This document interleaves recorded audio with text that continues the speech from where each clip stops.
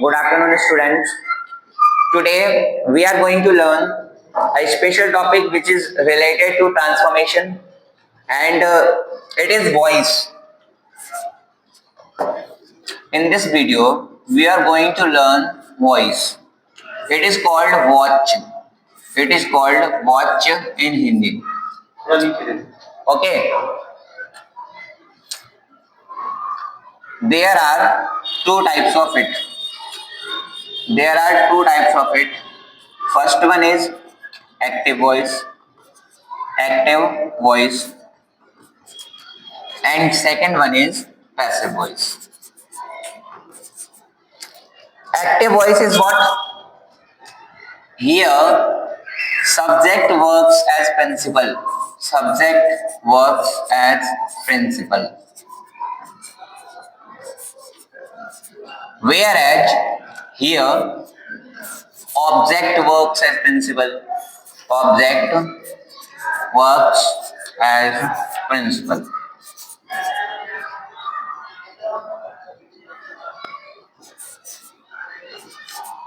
What I means is that, let me give you an example. Ram is writing a letter. Ram is writing a letter, and its passive will be a letter is B. A letter is being written by Ram. Okay, have a look at both the sentences. Here, subject is principal of this sentence, and here, object is principal of this sentence. So, we can say that if subject is working as principal, then that is active voice, and if object is working as principal, then that is passive voice. Hindi में समझाने की कोशिश करूं तो जिस वाक्य में कर्ता जो होता है सब्जेक्ट वो प्रधान होता है, मुख्य होता है, उसे हम एक्टिव वॉइस कहते हैं, और जिसमें ऑब्जेक्ट मुख्य होता है वो पैसिव वॉइस कहलाता है। अब सुनिए, एक्टिव वॉइस को हम दूसरे शब्दों में टेंसेस भी कह सकते हैं। एक्टिव पैसिव से सरल टॉपिक इंग्लिश ग्रामर में कोई नहीं है। शर्त यह है कि आपको टेंसेस के स्ट्रक्चर आने चाहिए, और जो टेंसेस के स्ट्रक्चर है आपको वीडियो के लिंक में डिस्क्रिप्शन में जाएगा। मैंने टेंस का वीडियो बनाया था। टेंस के वीडियो के अंतर्गत आप सारे के टेंसेस के स्ट्रक्चर मिनिमम 5 to 10 मिनट्स में सीख सकते हैं। ठीक है, वो जाके आप देख लेना, आप लिंक में डिस्क्रिप्शन में दे दूंगा। अब हम समझते हैं कि एक्टिव वॉइस को पैसिव वॉइस में कैसे बदला जाए। आइए समझते हैं।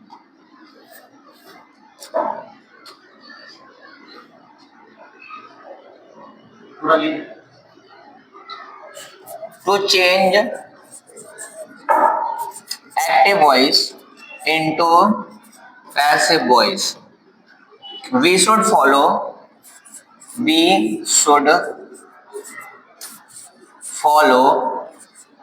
the following rules. We should follow the following rules. Rule number first,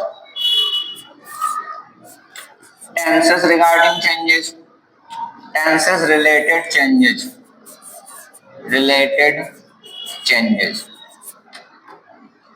Second, pronoun regarding changes या pronoun related changes. Pronoun related changes. Third, passive voice of an interrogative sentence.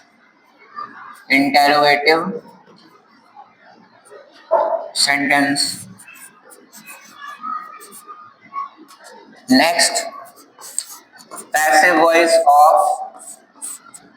an imperative sentence.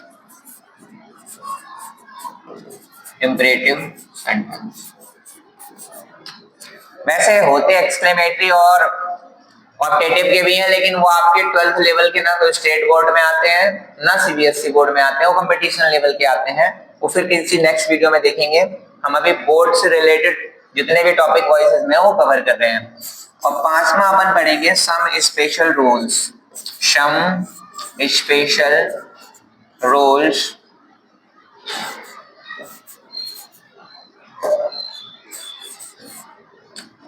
Some special rules.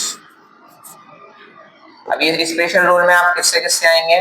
Number A जो आएगा वो आएगा आपका preposition से related, preposition. Number 2 आएगा active subject से related. ठीक है, आइए इन सबको समझते हैं एक करके। पहला अपन जानेंगे टेंसेस रिगार्डिंग चेंजेस। ओके, सो पहली हेडिंग है अपनी tenses regarding changes. Tenses regarding changes, ठीक है। इधर लिखिए एक्टिव वॉइस, एक्टिव वॉइस, और इधर लिखिए passive voice, passive voice. Okay, अब एक्टिव वॉइस में अपने को क्या समझना है? देखिए, इनका सबका एक जनरल स्ट्रक्चर होता है। जनरल स्ट्रक्चर क्या होता है भाई? देखो, इसका जो जनरल स्ट्रक्चर होगा वो होगा subject plus helping verb plus verb plus object plus other verb. ठीक है, अब इसे जब हम पैसिव में बनाएंगे तो हमें कुछ नहीं करना है। हमें क्या करना है, ये जो ऑब्जेक्ट है इसको ले आना है शुरू में और सब्जेक्ट को कहाँ ले जाना है? लास्ट में। ठीक है, पहले इधर रख के समझ लेते हैं फिर देखते हैं।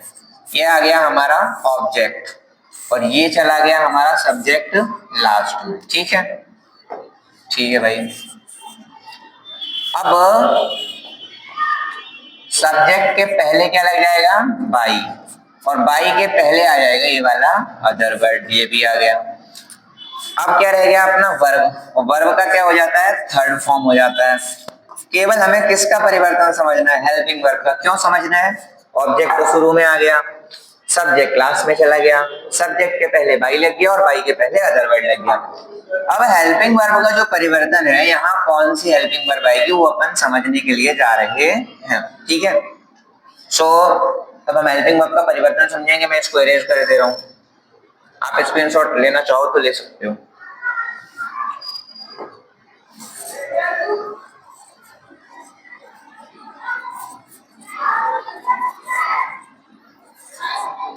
देखिए,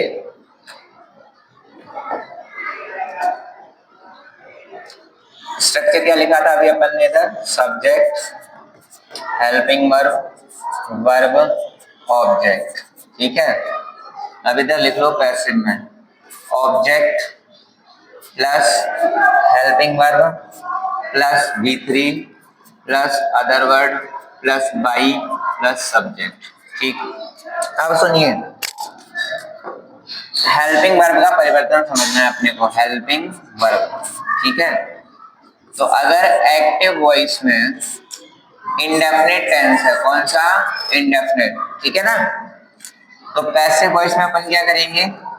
इंडेफिनिट में कॉन्टिन्यूअस की हेल्पिंग वर्ब लगाएंगे, कॉन्टिन्यूअस की। ठीक, अगर एक्टिव वॉइस कॉन्टिन्यूअस का दिया है, कॉन्टिन्यूअस का, तो उसमें अपने को हेल्पिंग वर्ब को परिवर्तित चेंज नहीं करना है। हमें क्या कर देना है? प्लस कर देना है। अब सुनिए, ये थोड़ा आपको कंफ्यूज कर सकता है, इसको क्रॉस अपन किधर लगाते हैं? इधर। इसको चेंज नहीं करना है, अपने को प्लस इसमें बीइंग में लगा देना है। ठीक है, फिर परफेक्ट में क्या करेंगे? परफेक्ट में भी हेल्पिंग वर्ब को चेंज नहीं करना और यहाँ प्लस क्या लगा देना है? बीन लगा देना है। अब 4 टेंसों के पैसिव वॉइस नहीं बनते हैं। किनके किनके नहीं बनते? देखिए, present perfect continuous, past perfect continuous, future perfect continuous और फ्यूचर कॉन्टिन्यूअस। इनके पैसिव वॉइस नहीं बनते हैं। लेकिन ऑक्सफोर्ड यूनिवर्सिटी के एक ग्रामेटिशियन है, उनका नाम है माइकल स्वान। वो इनके पैसिव वॉइस का रोल बताते हुए, चेंज करते हुए क्या करते हैं कि इनकी हेल्पिंग वर्ब के बाद अपने को बीइंग लगा देना है और इनके पैसिव वॉइस बन जाएंगे। दैट मीन्स अगर पास्ट परफेक्ट कंटीन्यूअस में क्या लगता है हैड बीन, तो पैसिव वॉइस में क्या लग जाएगा, देखो इसमें क्या लगता है हैड बीन लगता है ना। तो इसमें क्या ऐड कर दो, बीइंग ऐड कर दो। फ्यूचर परफेक्ट में विल या शैल प्लस हैव प्लस बीइंग लगता है ना, तो अपन क्या लगा देंगे, बीइंग लगा देंगे। बात क्लियर है, मतलब इसमें सब में बीइंग ऐड कर देना है। अब आ जाते हैं पीछे, देखिए पीछे कैसे आते हैं। तो भाई अब मेरे कहने का मतलब क्या है ये सुनो। अगर इंडेफिनिट में जैसे यहाँ डू या डज है, क्या है डू या डज, ठीक है, या V1 दिया है, तो इधर क्या लगा देंगे अपन, इज एम आर लगा देंगे। अगर कंटिन्यूअस में पहले से इज एम आर दिया है, इज एम आर, अब जरूरी नहीं है पास्ट का इंडेफिनिट भी हो सकता है, तो डेड भी हो सकता है यहाँ, और यहाँ डेड हो सकता है तो यहाँ वाज भी हो सकता है, ठीक है। मतलब जिसका इंडेफिनिट होगा उसी के कंटिन्यूअस की हेल्पिंग वर्ब लगेगी। अब इज एम आर है तो उसको चेंज नहीं करना अपने को, यहाँ क्या लग जाएगा इज एम आर और प्लस बीइंग लग जाएगा। अगर भैया हैज हैव या हैड है, मैंने ये कहा है परफेक्ट किसी का भी हो, किसी का भी परफेक्ट है तो अपने को क्या करना है, उसमें बीन ऐड कर देना है, ठीक है। तो ये परफेक्ट में क्या कर देंगे अपन, हैज या हैव और प्लस बीन। दोबारा समझ लो, एक्टिव वॉइस को जब हम पैसिव वॉइस में बदलेंगे तो इंडेफिनिट में कंटिन्यूअस की हेल्पिंग वर्ब लगेगी, कंटिन्यूअस में हेल्पिंग वर्ब चेंज नहीं होगी, बीइंग लगेगी, और परफेक्ट में क्या लगेगा, हेल्पिंग वर्ब प्लस बीन लगेगा, ठीक है। इतनी बात क्लियर है। चलिए बाकी अपन एक्सरसाइज कर लेंगे और प्रैक्टिस करेंगे तो आ जाएगा, लेकिन ये मोटी मोटी बातें आपको दिमाग में बैठा के रखनी है, ठीक है भाई। टेंसेस रिगार्डिंग चेंजेस हो गया। अब इसके बाद आपका जो प्रोनाउन रिगार्डिंग चेंजेस है, तो आपके लिए बेटर ये रहेगा pronoun regarding changes, pronoun related changes जो है आपके लिए बेटर पता है क्या रहेगा, कि मैंने पर्सनल प्रोनाउन का एक चार्ट बनवाया, पूरा टेबल, उसमें subjective case, objective case, possessive case, vocative case, अलग अलग तरीके से आपको मिल जाएंगे।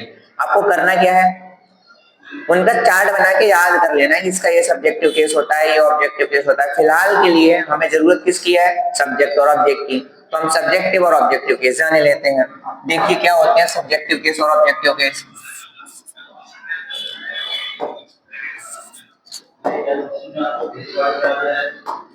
इधर लिखते हैं एक्टिव वॉइस, और इधर लिखते हैं पैसिव वॉइस, ठीक है। देखिए अगर एक्टिव वॉइस में आई दिया है तो पैसिव वॉइस में से किसे बदल देंगे, मी है। मैंने दोनों तरफ तीर क्यों लगाया, अगर पैसिव से एक्टिव बदल रहे हो तो वी को बदल दोगे आई में, फिर अगर वी दिया है तो वी को बदल दोगे अस में और अस को बदल दोगे मी में। यू का यू ही रहता है, यू को क्या रहता है, यू ही रहता है।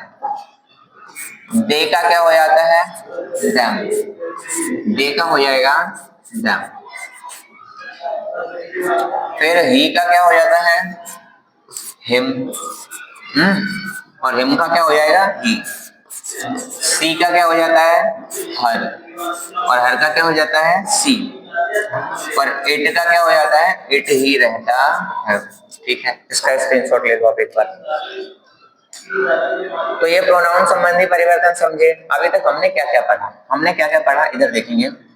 पहला अपन ने टेंसेस रिगार्डिंग चेंजेस समझे कि हेल्पिंग वर्ब में कैसा परिवर्तन करेंगे, ठीक है। तो अभी मैं आपको दिखाता हूँ, ये है आपका टेंसेस रिगार्डिंग, इंडेफिनिट के कंटीन्यूअस में बदलना है। परिवर्तन करना कहाँ है, केवल अपने को देखो हेल्पिंग वर्ब में ही तो करना है, और तो कहीं करना नहीं है भैया। दोबारा ध्यान से देख लो, इसमें बस हेल्पिंग वर्ब में परिवर्तन करना है, तो ये हेल्पिंग वर्ब का परिवर्तन हो गया। अब देख लिया आपने प्रोनाउन का परिवर्तन। आपने तीसरा परिवर्तन क्या आएगा, अब ये तीसरा जो है अपना पैसिव वॉइस ऑफ इंट्रोगेटिव, इसको और देख लेते हैं, फिर प्रैक्टिस सबकी एक साथ करते हैं अपन, ठीक। अब देखिए passive voice of N interrogative sentence, ठीक है। इसमें क्या करते हैं भाई, सिमिलर लगेगा। अभी स्ट्रक्चर क्या लिख रहे थे अपन, subject helping verb plus verb plus object, यही तो लिख रहे थे ना एक्टिव वॉइस का, एक्टिव वॉइस। और पैसिव वॉइस में क्या कर रहे थे, ये ऑब्जेक्ट कर रहे थे, हेल्पिंग वर्ब कर रहे थे, V3 कर रहे थे, बाई कर रहे थे और सब्जेक्ट कर रहे थे। अब हमें करना क्या है, कुछ नहीं करना हमें, ये हेल्पिंग वर्ब को उठाना है और शुरू में ले जाना है। तो स्ट्रक्चर क्या बन जाएगा, न्यू स्ट्रक्चर क्या बनेगा इंट्रोगेटिव के लिए, कि एक्टिव वॉइस में देखो helping verb plus subject plus verb plus object plus question. और पैसिव वॉइस में क्या बन जाएगा, helping verb plus subject plus V3 plus by, नहीं यहाँ ऑब्जेक्ट आ जाएगा, यहाँ आ जाएगा object V3 plus by plus subject plus question mark, ठीक है। हम शॉर्ट में चल रहे हैं, इसलिए पहले स्ट्रक्चर्स कर रहे हैं, फिर एक साथ सबकी प्रैक्टिस करेंगे, ठीक है। अगर इंट्रोगेटिव में एक और टाइप होता है इसका, टाइप टू। टाइप टू में सिमिलर फॉर्मूला रहता है, याद रखना। अगर हु दिया हो, क्या दिया हो, हु, तो हु को अपने को बदलना होता है, हु को बदलना होता है बाई हुम में, हु को बदलना होता है बाई हुम में, ठीक है। इतनी बात आप स्क्रीनशॉट ले सकते हैं, ठीक, ओके। अब अपन देखते हैं इसके बाद imperative sentence. Passive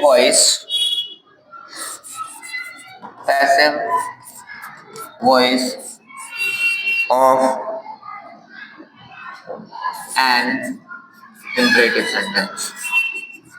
imperative sentence। अब ये सेंटेंसेस क्या है, आप मेरी वीडियो जो सेंटेंसेस वाली वीडियो है उसमें जाकर देख सकते हैं। मेरी बात ध्यान से सुनिए। इंपरेटिव सेंटेंस के कई तरह के स्ट्रक्चर होते हैं। एक तो होता है ऑर्डर या कमांड, आदेश या निर्देश। इसमें एक्टिव वॉइस का स्ट्रक्चर क्या होता है, V1 ऑब्जेक्ट अदर वर्ड, ठीक है। और पैसिव वॉइस का स्ट्रक्चर क्या होता है इसका, let plus object plus be plus V3 plus other word, ठीक है। Type first. टाइप टू सुनिए। अगर वाक्य एडवाइस या सजेशन टाइप का है, तो उसका स्ट्रक्चर क्या होता है, एक्टिव वॉइस का V1 ऑब्जेक्ट अदर वर्ड, ठीक है। और पैसिव वॉइस में क्या हो जाता है, पैसिव वॉइस में आपको हो जाता है object plus should plus be plus V3 plus other word.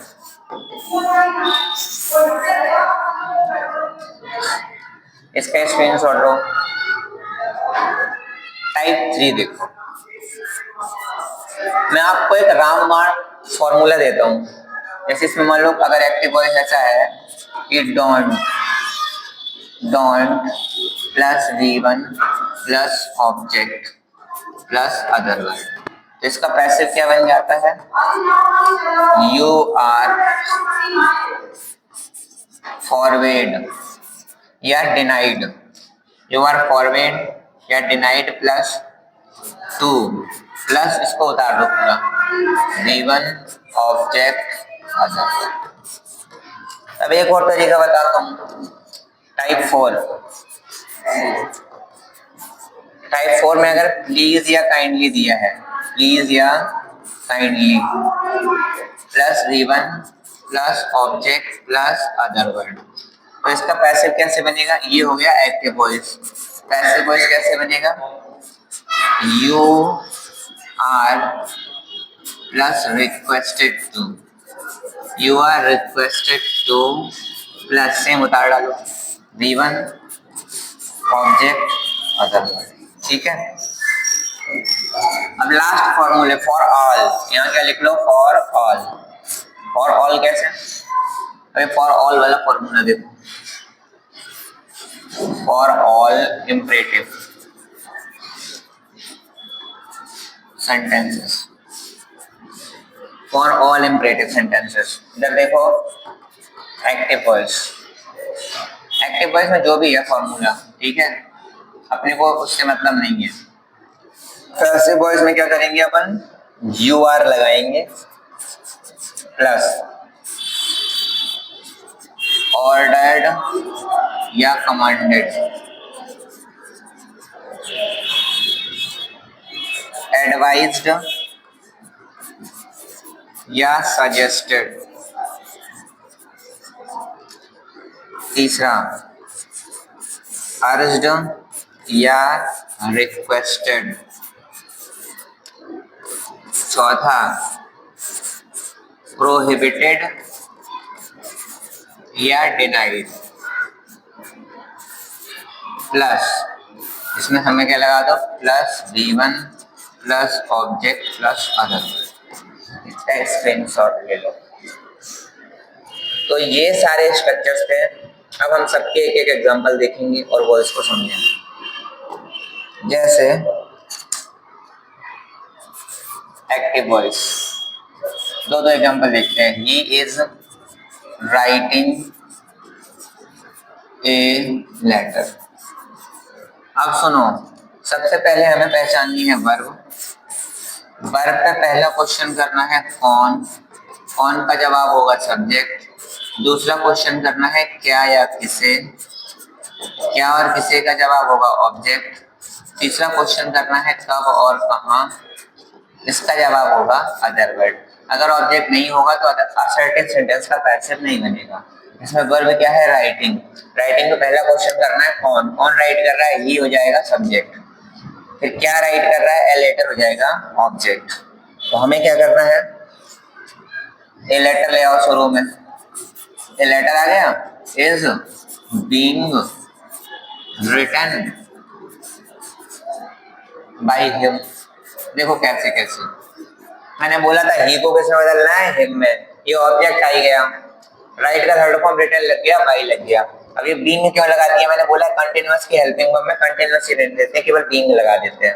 अगला ये passive voice, she has answered all the questions, all the questions। इसमें ऑब्जेक्ट क्या हो गया? all the questions। ये है अपना एक्टिव वॉइस। पैसिव वॉइस क्या करेंगे? all the questions आ जाएगा शुरू में, all the questions आ गया शुरू में। तो ये ed आया तो पास्ट इंडेफिनिट है, और इंडेफिनिट में पास्ट में किसमें लगेगी? पास्ट कंटीन्यूअस की। तो क्या लग जाएगा? वर। all the questions were, फिर क्या आ जाएगा? Answered bye. सी का क्या हो जाएगा बताओ जरा? हर। ये है किसके? असर्टिव के। स्क्रीनशॉट ले लो इनका।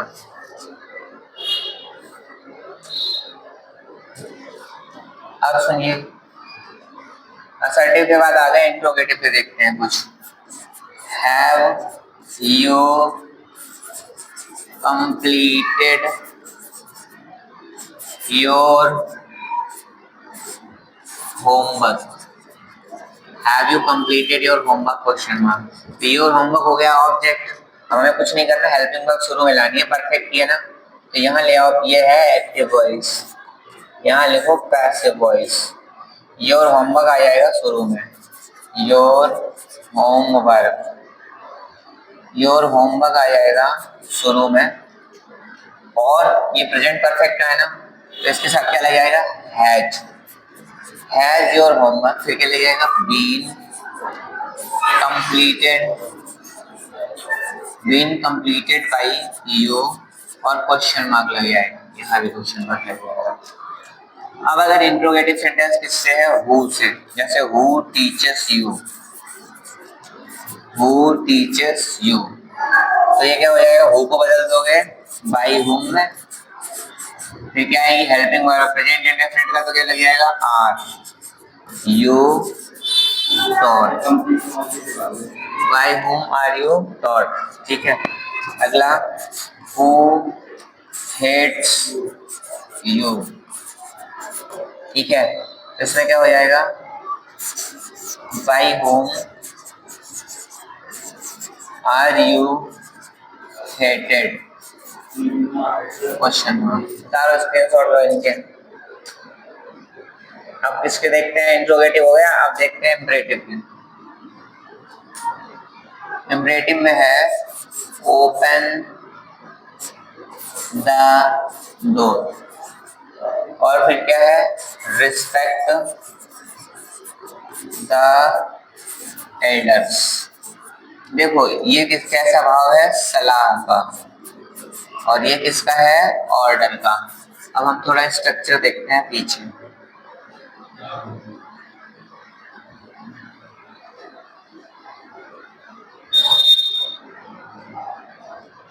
देखो ये ऑर्डर कमांड में क्या होता है, V1 ऑब्जेक्ट अदर वर्ड होता है, इसमें कौन सा फॉर्मूला लगाना है, लेट लगाना है, ऑब्जेक्ट लगाना है, V लगाना है, V3 लगाना है, लास्ट स्टेज पे पहुंच जाते हैं सीधे सीधे। तो अपने को क्या लगाना है यहाँ, ये है एक्टिव वॉइस, यहाँ क्या लगा देंगे, पैसिव वॉइस में लेट लगा देंगे, ऑब्जेक्ट आ जाएगा शुरू में, let the door be open, ठीक है। अब रिस्पेक्ट वाले में क्या होगा, इसमें दूसरा फॉर्मूला लगेगा, सलाह सुझाव वाले में देखो,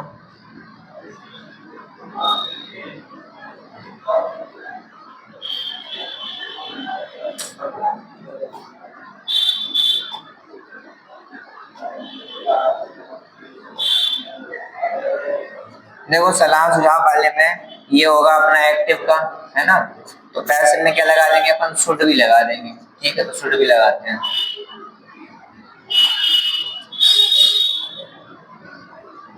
शुड भी लगाते हैं, तो ये क्या हो जाएगा, द, ये एक्टिव वॉइस है,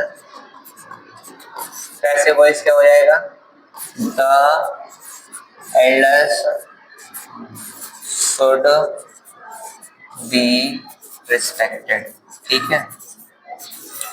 तीसरा देखो डोंट वाला, ये हो गया पहला, ये हो गया दूसरा, तीसरा देखो डोंट, यहाँ लिखा है डोंट हाइड द ट्रुथ। मैंने क्या कहा है, डोंट, डोंट यहाँ दिया होगा, हमें इसको क्या बना देना है, ये एक्टिव वॉइस है, हमें कुछ नहीं करना, हमें इसकी जगह लिख देना है you are forward, you are forward, कर लिया। अब इसके पहले क्या लगा दो, टू, और ये उतार दो पूरा, to hide the truth, you are forward to hide the truth, screenshot ले लो इनके, ठीक है। अब रिक्वेस्ट वाला देखो, प्लीज हेल्प मी, तो क्या हो जाएगा ये, you are requested to help me, ठीक है। अब मान लो जैसे एक वाक्य दिया है, गो देयर, एक और दिया है कम इन, ठीक है। ऐसे वाक्य में क्या करते हैं अपन, देखो यू आर लगाया, यू आर, फिर अपने को वाक्य का जो भी भाव है, जैसे वहां जाओ तो ये निर्देश हो सकता है ना, तो क्या लगाएंगे, यू आर कमांडेड लगा दिया, फिर क्या लगाओ, टू लगाओ और उसको उतार दो, you are commanded to go there, come in, अंदर आइए, तो ये आपको क्या दी जाती है, एडवाइस, तो क्या लगा देंगे, you are advised to comment. ये थे इम्परेटिव सेंटेंस। अब सुनिए, एक्टिव पैसिव से रिलेटेड कुछ स्पेशल रूल है जो अपने को लिखने हैं, ठीक है, वो वेरी इंपॉर्टेंट रूल है। चलिए देखते हैं।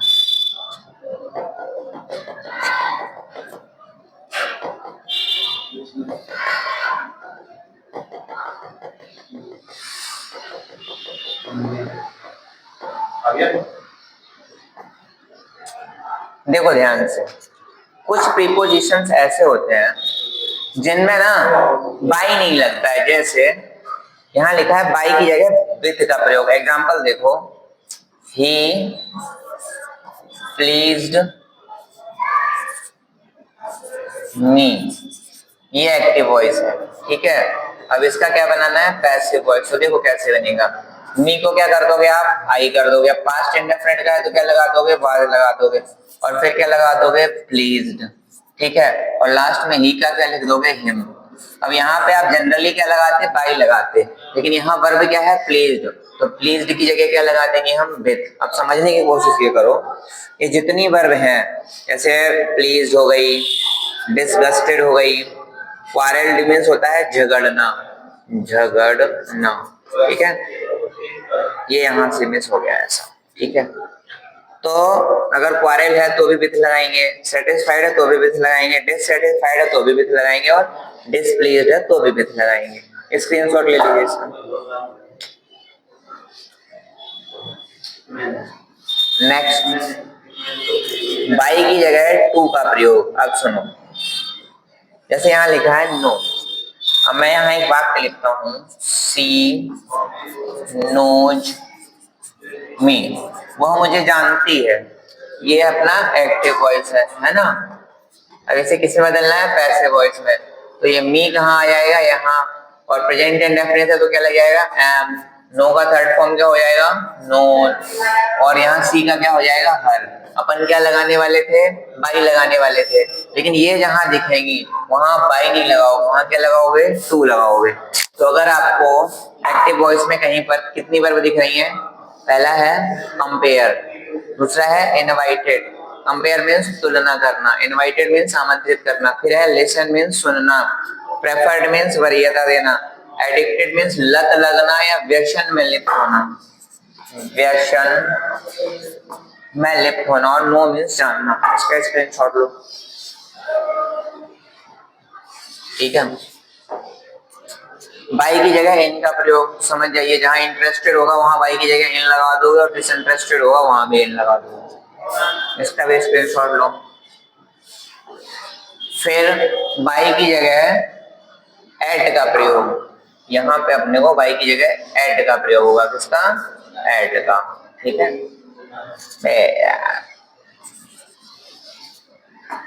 बाई की जगह एट का प्रयोग।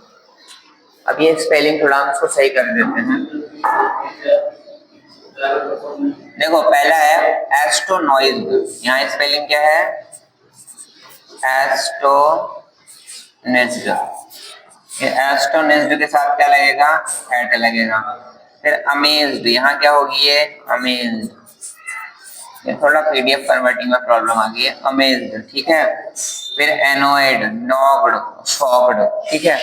इतनी वर्ब जहां आपको दिखेंगी वहां पे आप बाई की जगह क्या लगाओगे, बाई की जगह किसका प्रयोग करोगे, एट का। जैसे दैट सीन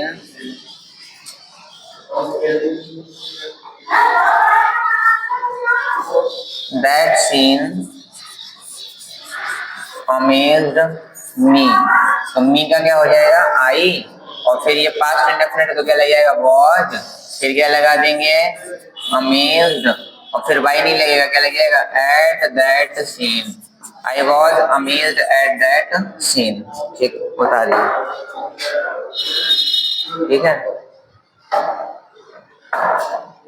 नेक्स्ट, बाई की जगह है ऑन का प्रयोग, यहाँ बाई की जगह किसका प्रयोग है, ऑन का, ठीक है।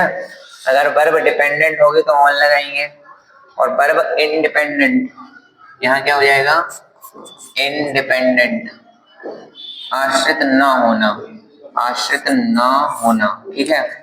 बाई की जगह फॉर कहाँ लगता है? प्रिपेयर्ड। अगर वर्ब क्या दी हो? प्रिपेयर्ड, तो क्या लग जाता है? फॉर। इसका स्क्रीनशॉट ले लो। ठीक है, ये हमारी कुछ वर्ब्स थी। अब हम सबसे मोस्ट इम्पोर्टेंट लॉ पढ़ते हैं वॉइस का, उसको लिखना पड़ेगा अपने।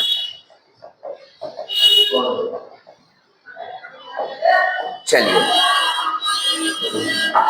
एक रूल है, रूल, यदि एक्टिव वॉइस का subject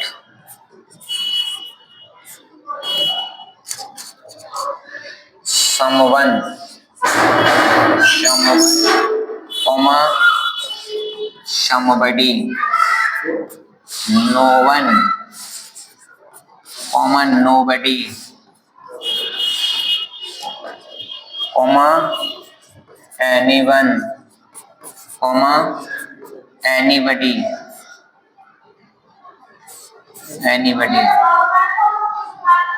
comma people, comma police, या कोई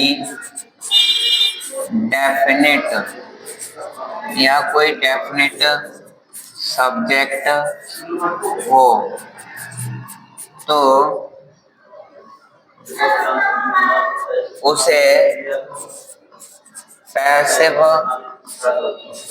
वॉइस में बदलते समय बाई के बाद ऑब्जेक्ट के रूप में नहीं ले जाते हैं। ये जो ऑब्जेक्ट होता है, ये होता सब्जेक्ट ही है ना, मतलब शुरू वाला जो सब्जेक्ट होता है लास्ट में जाके क्या बन जाता है? ये ऑब्जेक्ट बन जाता है। ठीक, नोट,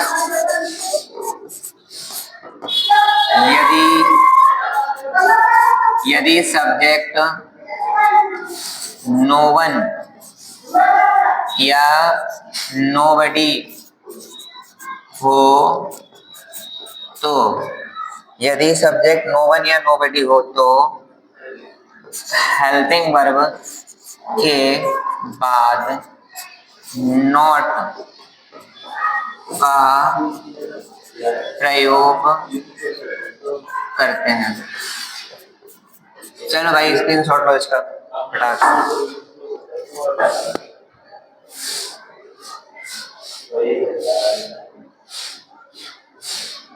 कुछ प्रैक्टिस करते हैं इनकी।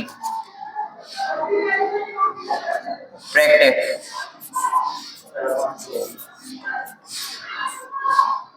Number 1, someone is calling me. Next, police catches the thief. Next, Akbar defeated Hemu in the battle of Panipat.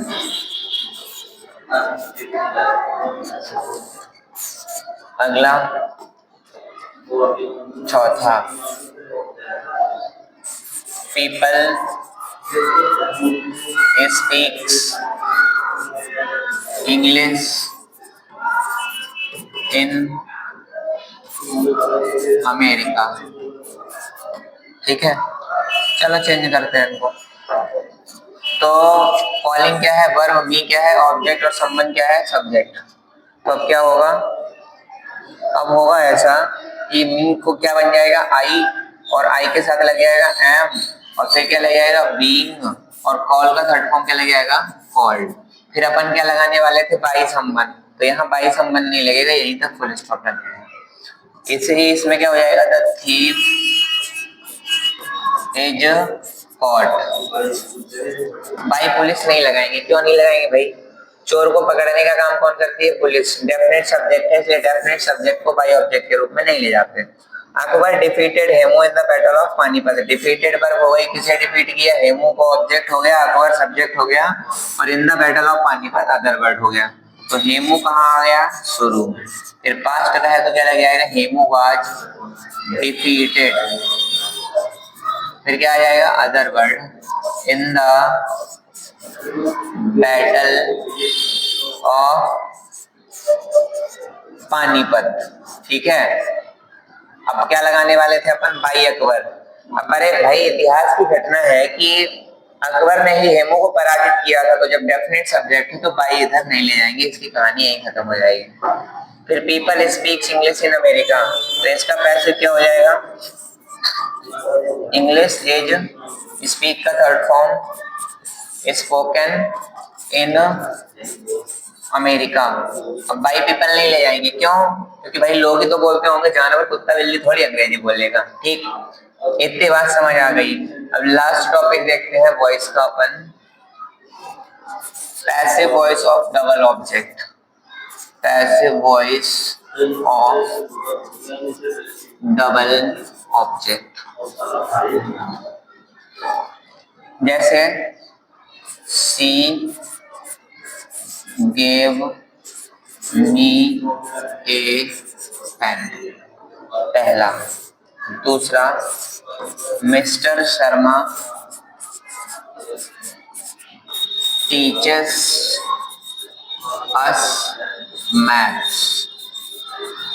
अब देखो, मैंने बताया था तुम्हें, क्या बताया था कि क्या का जवाब भी क्या होता है? ऑब्जेक्ट, और किसे का जवाब भी क्या होता है? ऑब्जेक्ट। ठीक है, तो सी गेव मी, उसने मुझे दिया, क्या दिया? पेन। ये भी ऑब्जेक्ट, किसे दिया? मुझे दिया, क्या? पेन। ये किसे का जवाब भी ऑब्जेक्ट हो गया। ठीक है, ऐसे ही mister Sharma teachers, mister Sharma पढ़ाते हैं, क्या पढ़ाते हैं? मैथ्स। किसे पढ़ाते हैं? हमें, ऑब्जेक्ट। देखो इनको दो तरीके से बना सकते हैं पैसिव वॉइस। पहला बनेगा a pen was given me by her. यहाँ बन जाएगा I was given a pen by her. पहले इसको भी बनाते हैं, फिर उसमें कुछ चेंजेस करते हैं। Maths is taught us by mister Sharma, और we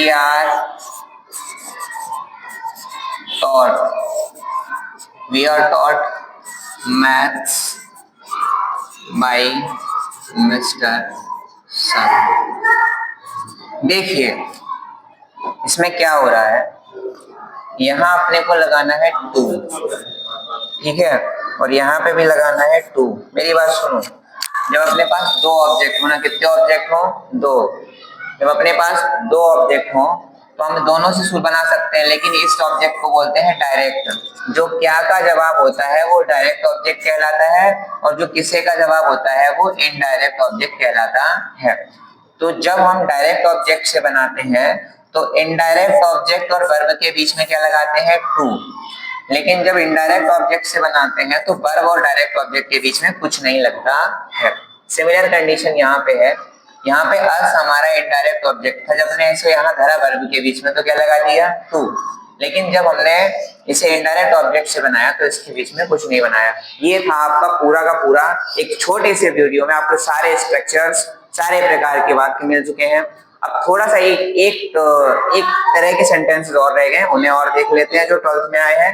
फिर आपको कोई भी क्वेरी लगती है तो कमेंट सेक्शन में पूछ सकते हैं। देखिए सेंटेंस आता है, it is the time to close the shop. ठीक है, इनको बोलते हैं फ्रेजल वर्ब। ठीक है, अब हमें क्या करना है?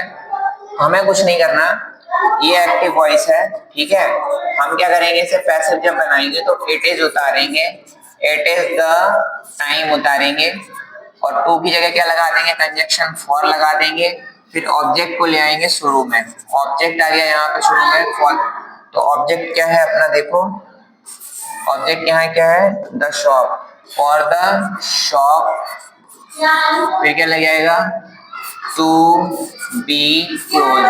अब इसका स्ट्रक्चर बना लेते हैं अपन, तो इसकी कहानी खत्म। देखो स्ट्रक्चर कैसे बनेगा, स्ट्रक्चर देखते हैं, एक्टिव वॉइस, पैसिव वॉइस, आपके हिसाब से बताते चलो। इट इज द टाइम, ये हो गई अपनी फ्रेज, ठीक है। फिर क्या लगा है इसमें, टू लगा है, फिर क्लोज क्या है, V1 लगा है, प्लस द शॉप क्या है, ऑब्जेक्ट लगा है, ये एक्टिव वॉइस है। अब इसी से पैसिव बनाते हैं, तो पैसिव क्या बन जाएगा, इट इज द टाइम लग गया, फिर प्लस क्या लग गया, फॉर लग गया, ठीक है। फिर ये शॉप क्या आ गया, ऑब्जेक्ट आ गया, फिर क्या आ गया, टू आ गया, बी आ गया और V3 आ गया। ये आपका फ्रेजल वर्ब का पैसिव वॉइस है। आप इसका स्क्रीनशॉट ले लो, सारे के सारे टॉपिक्स पढ़ो, आप पूरे स्ट्रक्चर्स देखो, आप टेंस के वीडियो से इसे कनेक्ट करके देखो, आपको एक एक पैसिव वॉइस इजीली समझ में आ जाएंगे। फिर भी आपके कोई डाउट है, क्वेरी है, आप कमेंट सेक्शन में पूछ सकते हैं। अगर किसी प्रकार की आवश्यकता होगी तो हम इसमें लिंक और ऐड कर देंगे, जो आप इससे अटैच करके वीडियो में देख सकते हैं। Thank you, have a nice day.